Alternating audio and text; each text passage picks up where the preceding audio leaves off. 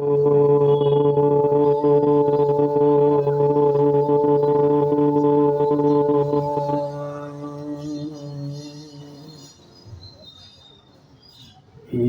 भूतं च भव्यं च सर्वं यश्चाधितिष्ठति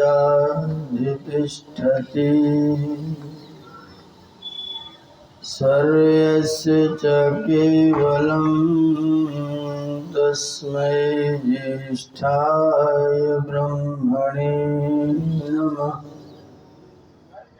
यस्य भूमिः प्रमान्तरिक्षमुतोदरम् दिवं यश्चक्रे मूर्धन्यम् तस्मै ज्येष्ठाय ब्रह्मणे नमः। यस्य कारुण्यलेशेन सर्वं सर्वत्र सिद्ध्यति संकल्पितं हृदाभीष्टं तं वन्दे जगदीश्वरम्।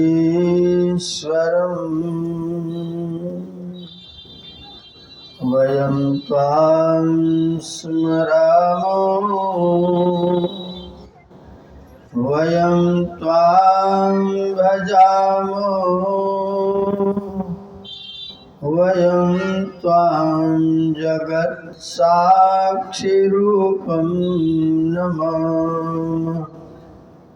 सदेकं निधानं निरालम्बमीशं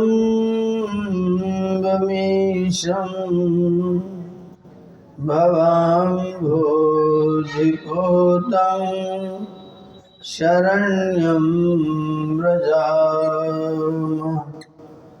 भवाम्भोधिपूतं शरण्यं व्रजामः। मंच की गरिमा की वृद्धि कर रहे आर्य जगत के उत्तम भजनोपदेशक आदरणीय श्री पंडित हरिश्चंद्र जी,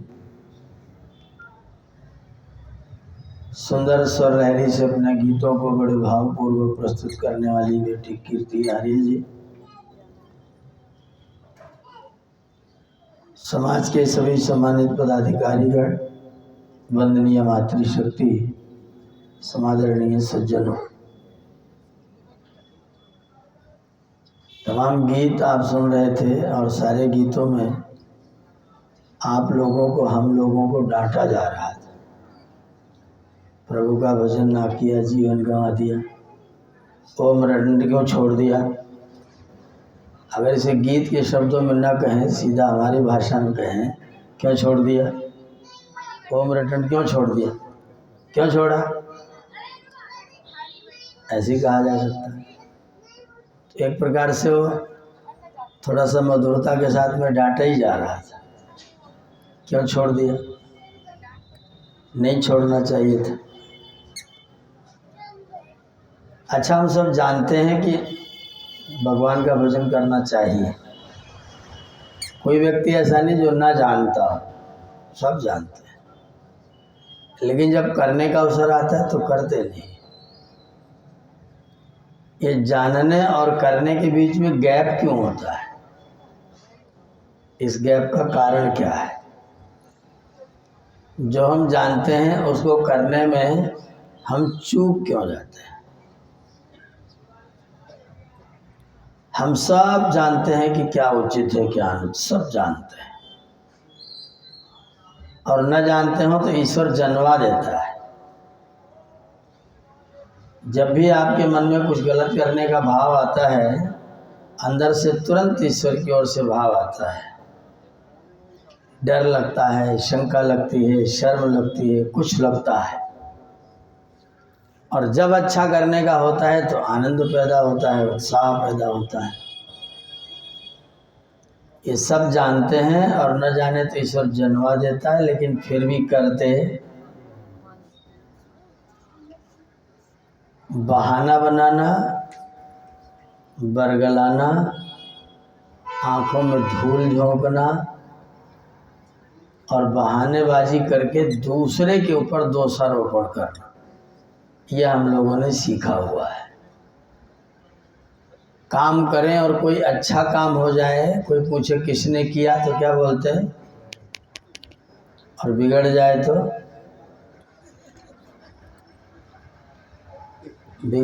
किसने किया। पास हो गया तो मैं, और फेल हो गया तो कॉपी ठीक से चेक ही नहीं हुई, कॉपी बढ़िया नहीं चेक हुई। भगवान को मंजूरी नहीं था कि हम भी पास हो जाए। काम बिगड़ गया तो जिम्मेदारी दूसरे की, और बन गया तो मेरे को, बन जाए तो मैं, बिगड़ जाए तो कोई और। काल ही कर्म ही ईश्वर ही मिथ्या दोष लगा है। काल को, कर्म को, ईश्वर को झूठा दोष लगाते हैं। हम लोग दोषारोपण करते हैं, दूसरे पर चीज को टालते हैं, अपने नैतिक उत्तरदायित्व लेने को, अपनी जिम्मेदारी लेने को तैयार नहीं रहते हैं।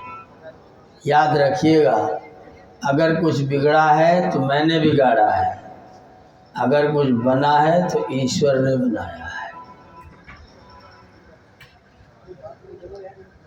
बनाने का काम किसका? आपसे हमसे बन जाए तो भी यही कहना, ऐसा ना कहना कि आप हम विजयी हुए हैं। केनोपनिषद अरविंद जी पढ़ा है ना, वहाँ लिखा गया कि देवता लोगों ने असुर लोगों को परास्त कर दिया। देवों ने असुरों को परास्त कर दिया तो मीटिंग की, और मीटिंग करके घोषित करने लगी, मैंने उसको एक थप्पड़ मारा, उसने उसको एक थप्पड़ मारा, मैंने विजय प्राप्त किया, हम जीते हैं। तो परमात्मा को लगा कि इन लोगों को अभिमान हो गया है, तो एक कहानी के रूप में एक रूपक दिया गया है कि उनको अभिमान हो गया। तो प्रजापति परमात्मा ने एक शक्ति को भेजा, उमा को भेजा, जाओ, उमा माने बुद्धि को भेजा, जाओ इन देवताओं के अहंकार को दूर करके आओ। ये बुद्धि गई तो इसे उमा गई, चमकदार बन करके दूर से दिखाई। प्रश्न हुआ कि मैं तद यक्षमिति, ये चमकदार चीज क्या है, जाओ एक एक जने पता लगा के आओ। तो सबसे पहले अग्नि को भेजा गया। अग्नि गए वहाँ, आप कौन हैं? तो ये बोले हम अग्नि, मैं अग्नि हूँ। तुम्हारी कितनी शक्ति है? अभीदम सर्वम दहेयम, मुझे छोड़ दे दो तो सारा ब्रह्मांड जला के खाक कर दो, इतनी ताकत मेरे अंदर। तस्मै तृणम निदधौ, उसके सामने एक छोटा सा तिनका लो, जलाओ। अब तपते तपते तपते तपते थक गए, वो तिनका जलाई, शर्मिंदा हो गए, चले आए। उसके बाद फिर वायु को भेजा गया, तुम जाओ। वहाँ पहुँचे, आप कौन है? बोले हम वायु हैं। तुम क्या करते हो? बोले कहो तो सारा ब्रह्मांड उड़ा दो। जो तुम्हार अनुशासन पावो तो कंदुक इव ब्रह्मांड उड़ाओ, कहो तो सब उड़ा दे। उनके सामने तिनका रख दिया, लो इसको उड़ाओ। पूरे मेहनत की, पूरा बेग से लगे, उसको उड़ा ही नहीं पाए। अंततोगत्वा सब लोगों ने मान लिया कि हमारे बस की बात नहीं है। तो दुनिया में अगर कोई सफलता मिल जाए तो उसको अपनी मत कहना, ईश्वर की कृपा से मैं यह करने में समर्थ हो सका, उससे बहुत फायदा हो। मैंने इसका प्रयोग करके देखा, व्यावहारिक फायदा हो। व्यावहारिक फायदा होगा अगर आप उसमें ईश्वर की कृपा मानेंगे तो आपके मन में अहंकार नहीं आएगा। रावण का दोष बताओ, दोष बताओ। विद्वान था, आज भी रावण संहिता प्राप्त होती है। वेद का अर्थ किया रावण ने, वेद का अर्थ बताया उसने संस्कृत में। जटाटवी गलत जल प्रवाह पावित स्थले, इतना भयंकर जो श्लोक की रचना है ना, रावण की अपनी रचना है।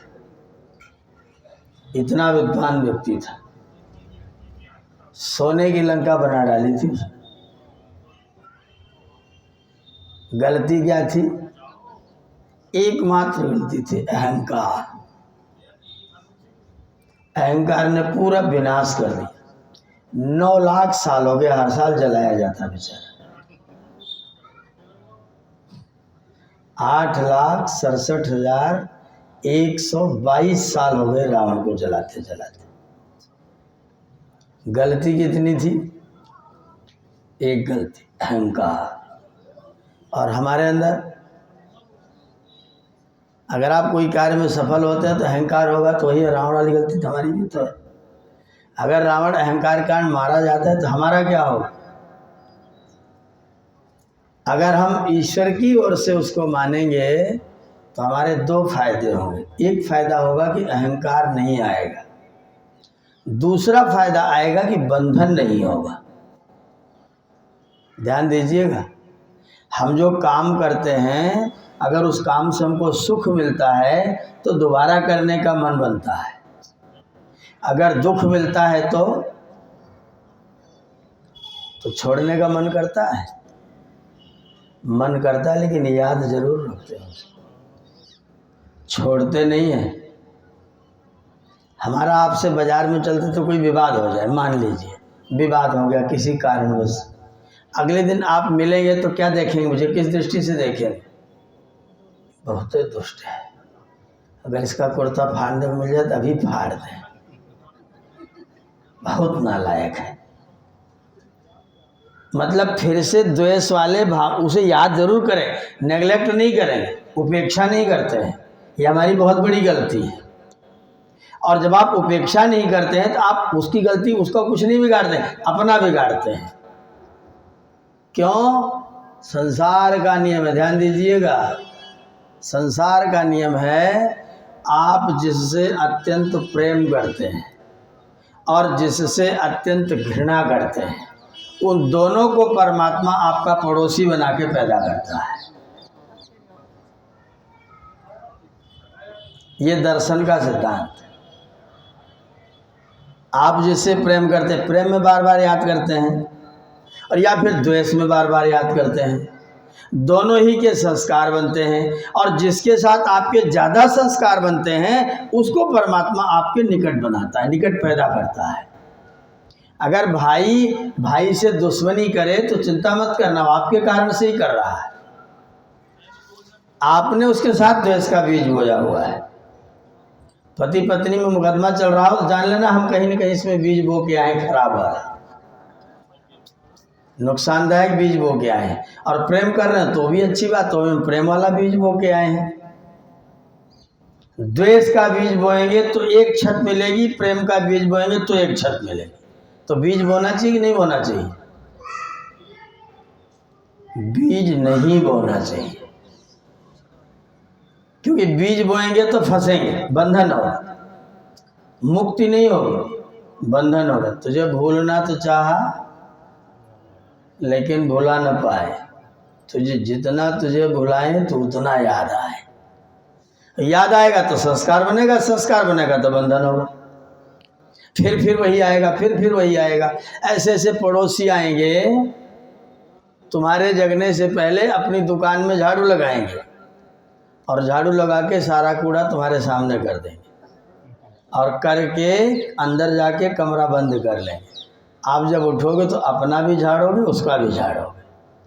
ऐसे पड़ोसी बहुत लोगों को मिलते हैं, लेकिन वो हमारे बोए हुए पड़ोसी, हमने ही उनको बोया हुआ था। ऐसे लोग कुछ अच्छे पड़ोसी भी मिल सकते हैं, अगर अच्छा बोया होगा तो अच्छे मिल सकते हैं, बुरा बोया होगा तो 2 फायदे होंगे अपनी विजय न करने में। एक फायदा तो ये होगा कि अहंकार नहीं होगा, और दूसरा फायदा क्या होगा? बीज नहीं बनेगा। बीज बनेगा तो बंधन में आना पड़ेगा, बार बार आना पड़ेगा। अच्छा होगा तो भी आना पड़ेगा, बुरा होगा तो भी आना पड़ेगा। दोनों स्थितियों में आपको बंधन होगा और आपको संसार में आना पड़ेगा। और आओगे तो केवल एक चीज जगत में रह नहीं सकती है।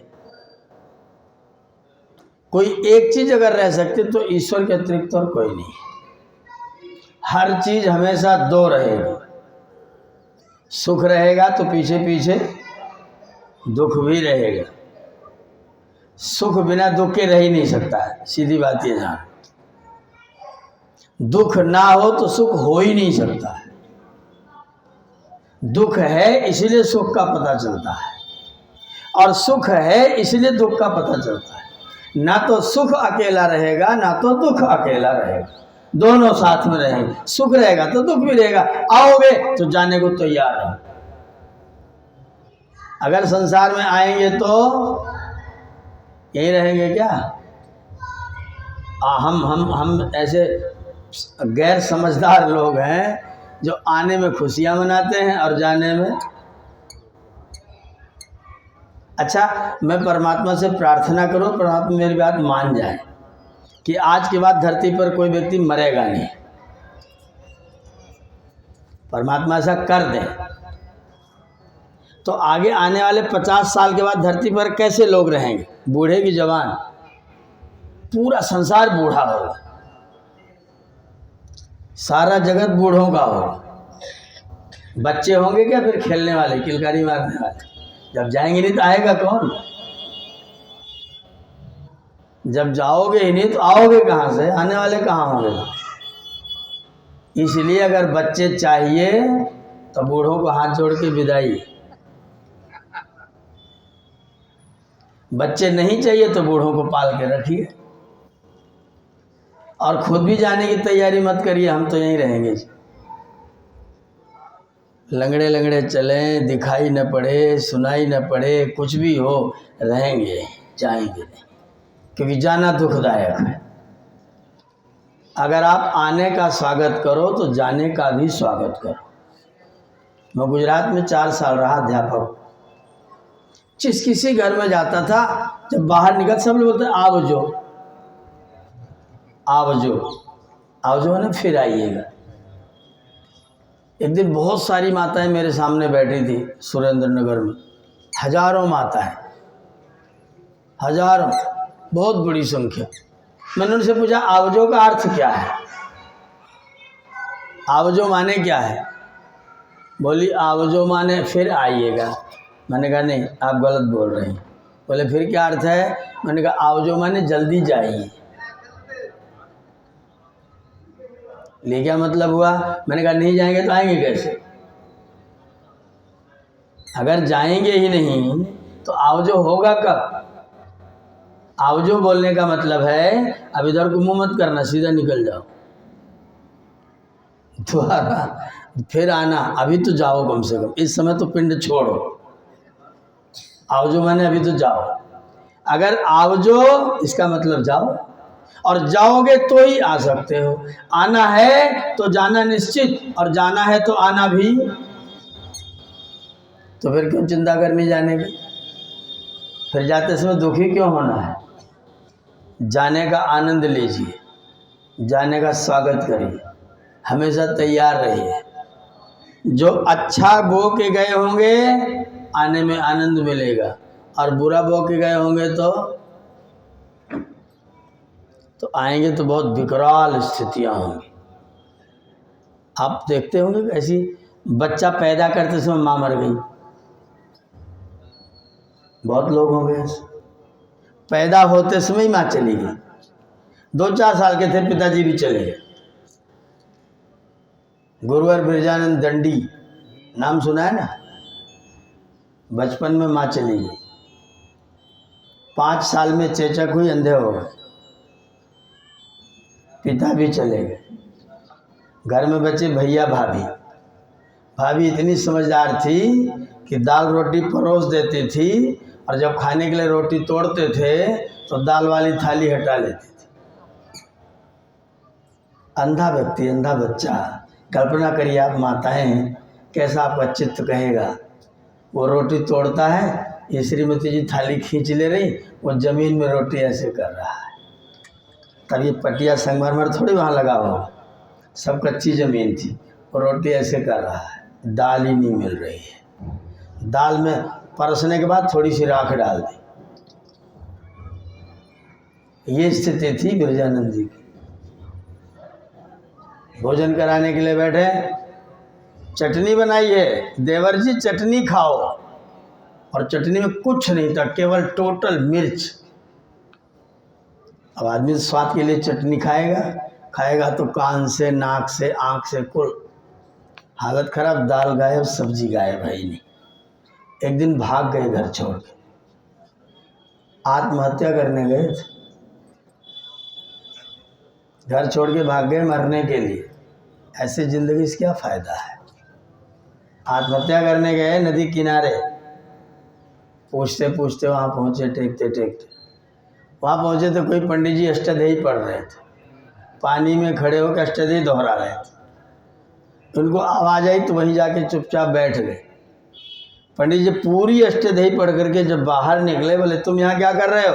बोले तुम जाओ, तो हमें जो करना है हम करेंगे। बोले क्या करने आए हो, क्या बात है, बहुत निराश मालूम पड़ रहे हो? बोले मरने आए हैं डूब के। वो बहुत दिव्य रहे होंगे, उनका धन्यवाद करना चाहिए। उन्होंने इनका हाथ पकड़ा, बोले मरो मत, जीवन नरो भद्र शतानि पश्यति। मरने की कोशिश नहीं करना, मरने को आमंत्रित मत करना, चलो मेरे साथ। हाथ पकड़ा, लेके चले आए, अपने पास रख लिया। मरो मत, जिंदा रहो, भविष्य में हो सकता है पता नहीं क्या हो। जीवन नरो भद्र शतानि पश्यति। व्यक्ति जीवित रहता है तो अनेकों कल्याण की चीज़ें देखने को मिल जाती हैं। पकड़ के ले आए, 18 दिन में अष्टध्यायी सुन के याद कर डाले। केवल 18 दिन, मैंने 8 महीने में याद किया उसको। जिसको मैंने 8 महीने में याद किया उसको बिरजानंद जी ने 18 दिन में। और मेरी आंखें भी हैं, कान भी है, उनकी आंख गायब तो भी 18 दिन में सुन के याद कर डाला। उसके बाद जो पढ़ाया सब कंठस्थ, पढ़ाना शुरू किया। पढ़ाते पढ़ाते अष्टाध्यायी, व्याकरण, महाभाष्य सब पढ़ा डाला। और बिरजानंद जी बहुत बड़े विद्वान हो गए। कहाँ से स्थिति शुरू हुई थी? वह स्थिति भी जन्म के साथ किसी की भी आ सकती है।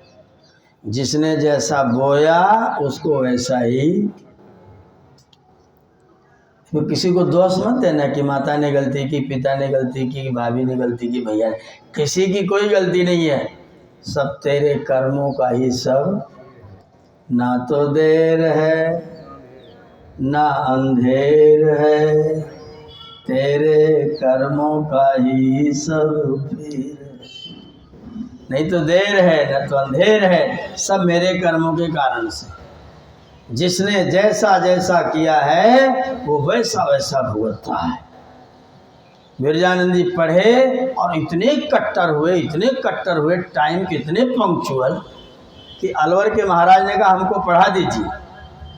बोले पढ़ा देंगे, करेक्ट 4 बजे नहीं आओगे। जिस दिन 4:15 होगा उस दिन तुम्हारी कक्षा बंद हो जाएगी। मनुस्मृति पढ़ाते थे अलवर महाराज। महाराज बग्घी से आते थे, बिरजानंद से पढ़ के जाते थे। एक दिन 4:15 बजे आए, इन्होंने अपना दरवाज़ा बंद कर दिया, अब नहीं पढ़ाएंगे, जाओ यहाँ से। राजा ने कहा महाराज आज बस ख़त्म हो गया, प्रतिज्ञा पूर्ण खत्म हो गई, जाओ आज के बाद सब पाठ वाठ बंद। मथुरा में पढ़ाने लग गए, रह गए। वहाँ भी यही नियम था, एक ही बार पढ़ाऊँगा, दोबारा नहीं बताऊँगा, दोबारा बताऊँगा नहीं। और अष्टाध्यायी और महाभाष्य को छोड़ के बाकी किताब मेरे सामने रख दी तो भाग जाना, बिल्कुल छोड़ दे। अन्यत् यत् पुस्तकम किंचित तत्सर्वम धूर्त चेष्टितम्। अष्टाध्यायी महाभाष्य को छोड़ के बाकी सब किताबें धूर्तों की लिखी हुई। 2 ही किताब पढ़ाऊँ। समर्था पदविधि सूत्र पढ़ा रहे थे महर्षि जी को, स्वामी दयानंद सरस्वती। शर्त तय थी कि जिस दिन पाठ नहीं सुनाओगे अगले दिन पाठ नहीं पढ़ाऊँगा। ये गए, बोले महाराज समर्था पदविधि दोबारा पढ़ा दीजिए। भाग जाए यहाँ से, मुँह मत दिखाना, डूब के जमुना में मर जाए। हम सब सोचते बड़ा कठोर बात है, मैंने पढ़ा तो मुझे लगा कि ये ज़्यादा ही कठोरता है भाई। शिष्य पूछे तो बता, मैं तो 10-10 बार याद कराता हूँ, फिर रटाता हूँ, फिर पढ़ाता हूँ, फिर सुनवाता हूँ, फिर सुनता हूँ। ये कह रहे नहीं, दोबारा बताऊंगा नहीं, और नहीं सुनाया तो पढ़ाऊंगा नहीं।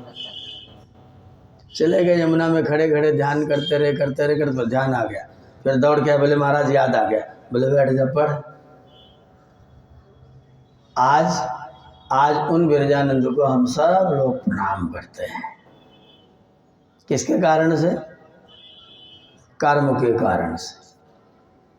केवल कर्म। आप पूजनीय हैं तो कर्म के कारण, आप दंडनीय हैं तो भी किसी कोई गलती नहीं है। अगर दंड प्राप्त कर रहे हैं तो मेरे कर्म, और पूजा प्राप्त कर रहे हैं तो भी मेरे। किसी को जिम्मेदारी किसी ऊपर मत डालना कि मैंने कर लिया, और सफलता मिले तो अपनी मत मानना। ये बड़ी विचित्र बात है। सफलता मिले तो प्रभु तूने कृपा की। आपको किसी को आपने 2 रोटी खिला दिया तो मत कहना मैंने खिला दिया। खाने वाले को कहना कि आपने बहुत कृपा की, आपका ऋण मेरे ऊपर था, आपने आकर के प्राप्त कर लिया, वरना हम कई जन्म तक इसको ढोते रहते। आपने प्राप्त कर लिया, आपने कृपा की, और मुझे ईश्वर ने सामर्थ्य दी कि मैं अपना पेट भरने के साथ किसी और के मुख में भी 2 निवाला डाल सकता हूँ। ये कृपा मुझको परमात्मा ने प्रदान की है। नहीं तो दुनिया में लोग बहुत मेहनत करते हैं, लेकिन खाने की जुगाड़ नहीं होती है, ऊपर छत नहीं होती है। अगर मुझे छत मिली है तो ईश्वर की कृपा। कोई घर बनाता है ना, घर बनाता है। सुरेंद्र नगर में एक फैक्ट्री का उद्घाटन करने में गया, दवा की फैक्ट्री थी। जैन साहब उसके मालिक थे। मुझे बुलाया उद्घाटन के लिए, मैंने हवन किया। तो संस्कार विधि में प्रक्रिया लिखी है कि मालिक को बाहर खड़ा कर देते हैं और पंडित जी अंदर खड़े हो जाते हैं। जिसने बनाया वो बाहर, जिसने नहीं बनाया वो अंदर। और अंदर वाला उनसे पूछता कहो कि मुझे प्रवेश कराइए। हे ब्रह्मण प्रविशामीति, हे ब्रह्मण मैं प्रवेश करना चाहता हूँ, मुझे प्रवेश करवाइए। तो फिर ब्रह्मा जी उनसे उद्देश्य पूछते हैं, किस लिए प्रवेश कर रहे हो, उद्देश्य क्या है, क्यों आना चाहते हो घर में। मैंने पूछा तो जो फैक्ट्री के मालिक थे जैन साहब, बोले पैसा कमाने के लिए। मैंने कहा गेट आउट, एकदम अंदर नहीं आओगे। वो एकदम मेरा मुंह देख रहे हैं, बोले मेरा घर, मुझे कह रहे गेट आउट। पैसा कमाने के लिए दवा की फैक्ट्री में आओगे तो क्या करोगे? पैसा ज़्यादा कैसे कमाया जाएगा? इनपुट कम आउटपुट ज़्यादा, तभी तो प्रॉफिट होगा। इनपुट कम आउटपुट ज़्यादा, प्रॉफिट का तो ये तरीका है। अगर आप दवा की फैक्ट्री में पैसा कमाने के लिए आओगे तो इनपुट कितना डालोगे? एक भी महंगी दवा डालोगे क्या? फिर तुम लोगों की जान लोगे, इसलिए नहीं तुम्हारा प्रवेश वर्जित है। बोले तो फिर आप बताइए क्या कहें। मैंने कहा कहिए, मैं ईश्वर के पुत्रों को स्वास्थ्य प्रदान करने के लिए दवा की फैक्ट्री में आ रहा हूँ। किस लिए आ रहा हूँ? स्वास्थ्य प्रदान करने के लिए, पैसा कमाने नहीं, स्वास्थ्य देंगे। स्वास्थ्य देंगे तो पैसा आएगा, लेकिन पैसे के लिए आएंगे तो स्वास्थ्य गायब हो जाएगा, और स्वास्थ्य गायब होगा तो आपका पतन होगा, उत्थान होने वाला नहीं है। कोई अध्यापक पढ़ाता है, क्यों पढ़ाता है? क्यों पढ़ाते हैं? पैसे के लिए? पैसे के लिए पढ़ाता है? नहीं। जो अध्यापक पढ़ाने के लिए, पैसे के लिए जो अध्यापक पढ़ाता है वो अध्यापक नहीं है, वो नौकर है। वो नौकर है। जो ज्ञान के लिए पढ़ाता है वो अध्यापक है। मैं पढ़ाता हूं मेरे ईश्वर के पुत्रों को ज्ञानी बनाने के लिए। अब आप कैसे पढ़ाएंगे? माताएं बहनें जितनी भी आप लोग बहुत एकदम बिल्कुल सत्य सत्य बोलिएगा, झूठ बहाना मत मारिएगा। जिस दिन आपके पति कहीं बाहर गए हों, आपके घर में बेटे भी ना हों, और आपके घर में कोई मेहमान भी ना आया हो, उस दिन भोजन कैसा बनता है? सत्य सत्य बोलिए, दाल बाटी चूरमा?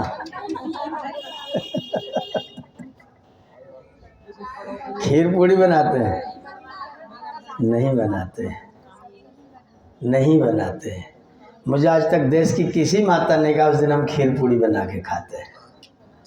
जहाँ भी पूछता हूँ सारी जगह माताएं बोलती हैं दोपहर वाले से काम चल जाता है, नहीं तो खिचड़ी उचड़ी बना लेते हैं, और नहीं तो आज का उपवास अच्छा है, एक दिन का उपवास भी करना चाहिए। क्यों नहीं बनाते? जब आप अपने ईश्वर के लिए कार्य करते हैं तो आपके कार्य की क्वालिटी ज़्यादा अच्छी होती है। जब आप अपने लिए कार्य करते हैं तो आपके कार्य की क्वालिटी ज़्यादा अच्छी। इसलिए किसके लिए काम करो? ये जीवन जीने का तरीका है। आपका जीवन आनंद से भर जाएगा, आपका जीवन आनंद से, खुशियों से भरा हुआ रहेगा। मैं कार्य करता हूँ अपने ईश्वर के लिए, ईश्वर के लिए। आपके घर में कोई आपका मेहमान आए, आपका भाई आए घर में, तो क्या खिलाएं? जो बनाए। और नंदोई जी आ जाए तो वही बना बना कि नया बनाए? क्यों? मेहमान की क्वालिटी बदलते ही आपके भोजन की क्वालिटी। अगर आपके जिले का जिलाधिकारी बोलेगा आज आपके यहाँ नाश्ता करना है तो क्या करेंगे? तब क्या खिलाइएगा? अच्छा, मोदी जी आपको फोन करें आपके घर में चाय पीनी है तो क्या करेंगे? घर में कोई पर्दा पुराना रहेगा? सोफा कवर वही वाला रहेगा? सब बदलेगा। अच्छा, परमात्मा मोदी से छोटे हैं कि बड़े हैं? अगर प्रभु मेरे कार्यों को देख रहा हो तो मेरा कार्य कैसा होगा? जीवन आनंद से भर जाएगा, काम करने में मजा आ जाएगा, आनंद हो जाएगा।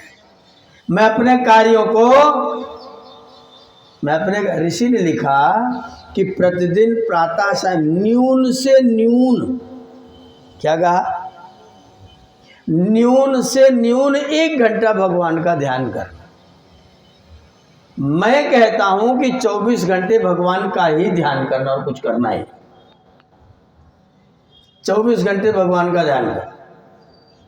बोले फिर और कोई काम नहीं? सब काम करो, काम सब करो, पर ध्यान। आप गाड़ी में बैठते हैं, गाड़ी स्टेशन पर खड़ी होती है, आप नीचे उतरते हैं, अखबार खरीदते हैं, चाय खरीदते हैं, डोसा इडली खरीदते हैं, फल खरीदते हैं, और ध्यान कहाँ रहता है? अगर गाड़ी पर ध्यान न रखें और खरीदते रह जाए तो सब करेंगे लेकिन ध्यान, सारे काम करो लेकिन ध्यान। ये जीवन जीने की पद्धति है, ये सत्संग है। आप कुछ भी करिए, आप झाड़ू लगाइए ना, क्या फर्क पड़ता है? कपड़े धो रहे धोइए ना, क्या फर्क पड़ता है? शरीर में तेल मालिश कर रहे हैं, सब चीज सज बज रहे हैं, कपड़े पहन रहे हैं, खूब करिए, लेकिन ध्यान। कपड़ा पहनते समय क्या सोचते हैं? मैं सज रहा हूं? नहीं, परमात्मा ने जो मुझे मंदिर प्रदान किया है उस मंदिर को सुंदर बनाने की चेष्टा कर रहा हूं। अब आपका नहाना कैसे होगा? बढ़िया कि पैन डाल के भगने वाला, भीगे कान भय स्नान। ईश्वर के मंदिर को साफ करना है, मेरा प्रभु इसके अंदर रहता है, मेरे प्रभु के मंदिर को साफ करना है तो कैसे नहाएंगे? मेरे प्रभु के मंदिर को सजाना है तो कैसे कपड़े पहनाएंगे?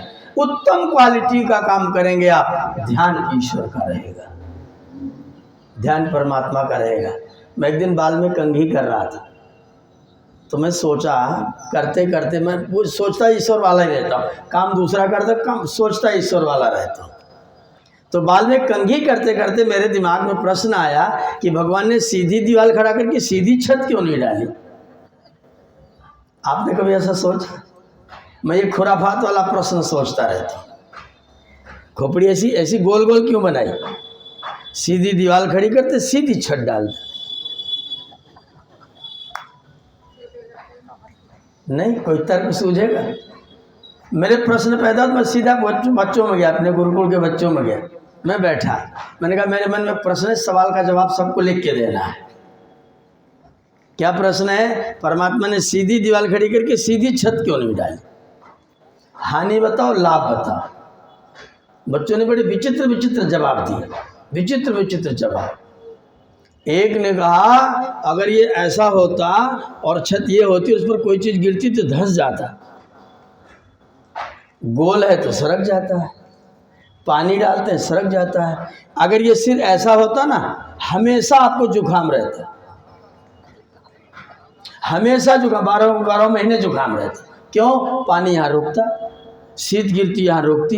अभी ये है ना तो सीधा लुढ़क जाता है। अगर ये सीधा होता, मान लीजिए सीधा होता और यूं होता और आप कहीं टकराते तो घाव कितना गहरा होता? यूं होता और यूं होता तो घाव 2 इंच तो कम से कम जाता। और इसमें पहले तो रिफ्लेक्ट होगा, लगेगा तो परमात्मा ने सुरक्षा व्यवस्था करने के लिए आपके सिर को गोल गोल बनाया। और फिर ये जो सूरज भगवान है, सूरज भगवान जिसको हम लोग भगवान कहते हैं, इसके अंदर 2 प्रकार की किरणें हैं, एक लाभकारी एक हानिकारक। इनको बोलते हैं अल्ट्रावायलेट किरण। अल्ट्रावायलेट वो क्या करती? त्वचा में कैंसर पैदा करती, त्वचा में कैंसर पैदा करती। त्वचा में कैंसर सूरज की किरणों से ना आने पाए, इसके लिए परमात्मा ने आपके सिर के ऊपर काली छतरी लगा रखी है। ये बाल ये सिर से श्रृंगार की चीज नहीं है, ये सुरक्षा की चीज है। क्योंकि काले रंग का एक गुण होता है कि वो अपने अंदर ऑब्जर्व करता है, इधर नहीं आने देता है। परमात्मा ने सिर पर काली छतरी लगा दी, सूरज की किरणें खोपड़ी पर पड़ेंगी, पड़े लेकिन अंदर न जाने पाए, यही रह जाएं, जिससे आपकी त्वचा कैंसर से सुरक्षित रहे। आप धूप में निकलोगे तो रंग काला हो जाता है, त्वचा काली हो जाती है। क्यों? क्यों काली होती है? त्वचा के अंदर परमात्मा ने मेलानिन नाम का एक तत्व भरा हुआ है। मेलानिन, वो मेलानिन त्वचा के अंदर रहता है, अंदर चमड़ी की जो ऊपर वाली परत उसके नीचे रहता है। जैसे ही धूप लगती, सूरज की किरणें पड़ती हैं, वो ऊपर आना शुरू हो जाता है, ऊपर आके आपकी त्वचा पर कर देता है परत। अब सूरज की अल्ट्रावायलेट किरणों का प्रभाव आपकी त्वचा पर नहीं पड़ने पाता है। जब तेल मालिश करो तो भगवान को ध्यान कर लो, वाह प्रभु तुमने कितनी कृपा की, इसके अंदर मेलानिन भर रखा है, ऊपर से छतरी लगा रखी है और ये सारा गोल गोल बना रखा है। नाक बनाई है तो पहले श्वास ऊपर को जाए फिर नीचे को आए। मैं एक दिन सोच रहा था कि नाक को सीधा सीधा क्यों नहीं बनाया।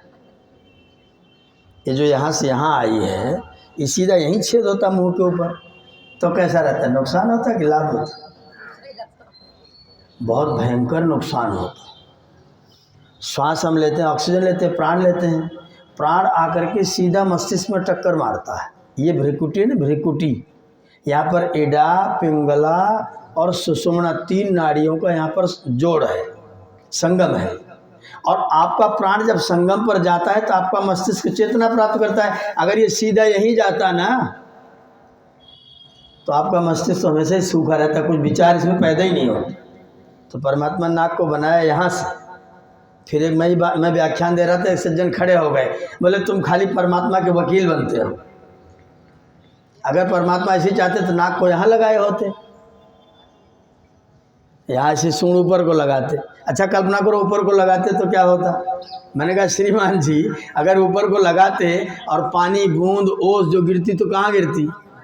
तो जुकाम से बचते, तो दिन रात जुकाम में मरे रहते। कैसी कलाकारी कर रखी है, इसको नीचे को लगा रखा है, गड़बड़ चीज ऊपर को खींचने पर जाएगी और प्राण लेने पर वो सीधा मस्तिष्क को जाकर के ऊर्जा और चेतना प्रदान करेगा। तो प्रभु को आप यहाँ तेल लगाइए, फिर परमात्मा को याद करिए। आप यहाँ तेल लगाइए, फिर परमात्मा को याद करिए। 24, 24, 36, 36, 100 मेगापिक्सल कैमरे में फोटो आती है, पासपोर्ट साइज। कैमरे का आकार क्या है? 100 मेगापिक्सल। 1000 जो फिल्में बनती है 1000 मेगापिक्सल का कैमरा, कई करोड़ का कैमरा आता है। पिक्चर चित्र खींचने के लिए। परमात्मा ने हमारी आंख में कैमरा लगाया हुआ है, इसका व्यास सेंटीमीटर में है, तिल का व्यास सेंटीमीटर में है, और फोटो कितना बजा खींचता है? हाथी का हाथी साइज, पहाड़ का पहाड़ साइज, समुद्र का समुद्र साइज, आदमी का आदमी साइज, और यह हजार हजार megapixel camera passport size photo खींचता है। कौन बड़ा कलाकार है? आप अपनी आंखों में ऐसे ऐसे लगाइए, चक्षुरसी चक्षुर्मय देहि, उसके बाद सोचिए प्रभु तुमने कितनी कृपा कर रखी है, मेरी आंखों का जो कैमरा है वो हाथी साइज फोटो सीधा सीधा खींचता है। सब काम करिए लेकिन याद ध्यान ईश्वर का रहे। लाभ होगा, अहंकार नहीं आएगा, बंधन नहीं आएगा, ना तो बंधन आएगा ना तो अहंकार आएगा। आपका कार्य पूरा होगा और कार्य पूरा होते होते आपका जीवन आनंद में व्यतीत होगा, क्योंकि मेरे प्रभु का काम हो रहा है तो कोई संकट होगा थोड़े, दुख होगा थोड़े। दुख तो मान्यता की चीज़ें हैं, मैं दुख को वास्तविक नहीं मानता धर्मेंद्र जी, मैं दुख को वास्तविक नहीं मानता, मैं दुख को मान्यता मानता हूँ। आप मेरी बात से सहमत होंगे। सन 2013 में मेरा ऑपरेशन हुआ था, ट्यूमर का ऑपरेशन हुआ था। मैं स्वास्थ्य लाभ प्राप्त करने के लिए शरीर में पूरा तेल मालिश करके नंगे बदन दिसंबर के इसी दिसंबर के महीने में पहले सप्ताह में नंगे बदन अपने गुरुकुल के सामने वाले रास्ते पर घूम रहा था। दिसंबर का महीना, नंगा शरीर। इधर से बगल से कुछ लड़के पढ़ने के लिए जाते, रास्ता है, उन्होंने मुझे देखा, थोड़ा सा आगे बढ़े, आपस में बोल रहे हैं ऐसे भी बेवकूफ़ दुनिया में रहते हैं। मैंने सुना उनकी बात, हंसी आई मुझे भी। कोई बात नहीं, वो लड़के सब परिचित थे, जानकार थे, कह रहे हैं ऐसे बेवकूफ़ दुनिया में रहते हैं। मैं कुछ नहीं बोला। उन्हीं में से एक लड़का तीसरे चौथे दिन मेरे पास आया, बोले गुरुजी मैं बैठा रहता हूँ, जब खड़ा होता हूँ मेरी एड़ियों में बहुत तेज दर्द होता है। मैंने कहा तुरंत जाओ डॉक्टर के पास, तुम्हारे शरीर में यूरिक एसिड बढ़ा हुआ है, किडनी ठीक काम नहीं कर रही, किडनी एसिड छोड़ रही है, जाके चेक कराओ। उसने यूरिक एसिड चेक कराया, बढ़ा हुआ मिला। बोला आप क्या करें? मैंने कहा आप पैर में तेल की मालिश करो और खड़ाऊं पर या गिट्टी वाली ज़मीन पर पैदल पैदल चलो, नंगे पैर चलो। बोले आप लोग तो बहुत बड़े बुद्धिमान हैं। मैंने कहा हम एक सप्ताह पहले महामूर्ख थे। जब मैंने ये कहा तो एकदम से बिल्कुल पानी पड़ गया उसके ऊपर। बोला आपने सुन लिया था क्या? आपने सुन लिया था क्या? मैंने कहा हाँ मैंने सुन लिया था। बोले फिर आपने कुछ कहा नहीं? मैंने कहा कहने की ज़रूरत ही नहीं, अब तुमने खुद ही स्वीकार कर लिया कि हम मूर्ख हैं। अब तुमने मुझे बुद्धिमान स्वीकार कर लिया ना। जिसको तुम बेवकूफ़ समझ रहे थे उसे तुमने बुद्धिमान घोषित कर दिया और खुद को बन गए ना। तो मैं क्यों कहूँगा तुमको? अपने आप कहो, अच्छा लगेगा। तो मैं जो घूम रहा था मेरी बेवकूफ़ी थी कि बुद्धिमत्ता थी? उन्होंने स्वीकार किया कि मैं बुद्धिमान था। तो दुख क्या था? मान्यता। मैंने मान लिया कि दुख है। बच्चा, माता जब स्नान कराती है तो बच्चा रोता है, बच्चा रोता है, माता स्नान करा रही है। दूसरा कोई सुने कि महिला अपने बच्चों को रुला रही है, महिला रुला रही धुला रही है। माता रुलाती धुलाती है? माता धुलाती है, बच्चा रोता है, ठीक है। तो बच्चे को माता दुखी कर रही है क्या? अगर दुखी कर रही होती तो यही बच्चा बाथरूम में फव्वारा खोल के नहाता और बोलता ठंडे ठंडे पानी से, और गाना आए या ना आए फिर भी, तब क्यों तू नहाने मजा ले रहा भाई? इसका मतलब जब रो रहा था तो अज्ञानी था। दुख, नहाना दुख का कारण थोड़ी है। माता ने तुमको दुख किया देगा? परमात्मा किसी को दुख नहीं देता, परमात्मा केवल धुलाता है। हम अज्ञानी होते इसलिए रोते हैं, प्रभु धुलाता है। और वो धुलाए तो और प्यार से स्वीकार करो, कहो हाँ और धुला दो, अभी जल्दी जल्दी धुला दो जिससे धुल जाएं, जब साफ हो जाएंगे तब तो तुम मुझे अपनी गोद में लोगे ना। परमात्मा पवित्र है, पवित्र परमात्मा पवित्र करके ही आपको अपनी गोद में ले सकता है। अपवित्र लोगों को परमात्मा गले लगाने वाला, और वो पवित्र कब करेगा? जब पहले धुलाएगा। ये जो दुनिया भर के दुख हैं आपको धोने के लिए होते हैं। अपने आप को धुलाई मान लीजिए, फिर दुखी रहेंगे क्या? मैं दुख को केवल मान्यता मानता, दुख मानता ही नहीं। मैं दुख की सत्ता ही नहीं स्वीकार करता, मैं सुख की सत्ता स्वीकार करता हूँ। और मैं मानता हूँ कि मेरा परमात्मा कभी किसी को दुख देता ही नहीं है। माता बच्चे को दुख थोड़ी देती है। अच्छा, जब मारती है तो अपराध करती है क्या? माता बच्चे को एक तमाचा मारे तो अपराध है? गुरुजी विद्यार्थी को एक थप्पड़ मारे तो पाप लगेगा? नहीं है। क्यों? क्योंकि कल्याण के लिए कार्य हो रहा है। तो परमात्मा किस लिए कार्य कर रहा है? कल फिर दुखी क्यों हो रहे हैं? आराम से स्वीकार करिए, आनंद में रहिए। दुख है तो मेरे कारण से, प्रतिकूलता मैं अनुभव करता हूँ, इसके कारण से। दुख अपने आप में कुछ नहीं है, केवल मेरी मान्यता है। परमात्मा की कृपा मान लीजिए, सारे दुख सुख में बदल जाए। बिरजानंद जी को दुख हुआ था, दुख हुआ था। अगर भाभी परेशान न करती उनको तो क्या करते? वो घर में पड़े रहते। तो बिरजानंद जी का नाम आज यहाँ लिया जाता बयाना में? कोई जानता है इनको? करतारपुर का आदमी यहाँ कोई नाम लेगा? पंजाब से आके भाभी ने अच्छा किया था, इनको दुख दिया था।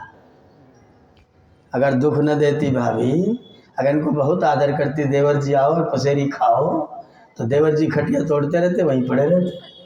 तो बिरजानंद नहीं बन सकते थे। बिरजानंद बने तो सुखी हुए, सुखी किया, खुद का नाम रोशन किया, दुनिया को बदला, संसार में बहुत लोगों के जीवन में रोशनी डाली। इसलिए कोई दुखी करे, दुख हो तो जान लेना कहीं न कहीं कुछ न कुछ कल्याण होने वाला है। उसका स्वागत करना और फिर आगे बढ़ जाना। शायद जीवन में कोई प्रकाश की किरण खिले और जीवन आनंद से भर जाए। ये जीवन का रास्ता है। आपने मेरी बात ध्यानपूर्वक सुनी, आपका बहुत बहुत धन्यवाद करते हुए इस समय के लिए अपनी वाणी को विराम देता हूँ। आज मैंने 11 मिनट ज़्यादा ले लिया, शाम को आप मेरे से ले लीजिएगा, कोई बात नहीं।